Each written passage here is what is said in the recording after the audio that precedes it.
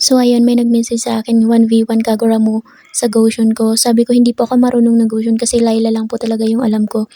So sabi ko Amon na lang. Pero at the same time, I don't know how to use Amon as well. Kasi sa lahat ng hero is si Layla lang po talaga yung alam ko kasi kakalaro ko lang po ng ML and wala po talaga akong alam so far. So grabe yung laban kanina. I was died 8 consecutive times. Imagine that. Grabe pro player na to ng Goshen. Kaya sa may mga gustong mag 1v1, try nyo to. Kasi ako, talong-talo talaga nito. Kasi twice ko palang nagamit si Amon, yung Franco kanina. And pangalawa ngayon. Grabe. While we're in game, tinatrash talk niya pa ako talaga. Sabi niya, ipakis niya ako kay Goshen or something like that. Pero so far, so good naman. And it's an honor din na makalaro ka as well and sorry hindi talaga ako magaling pero pinalo na lang kita kasi gusto ko lang din makatry and sana nag-enjoy ka din.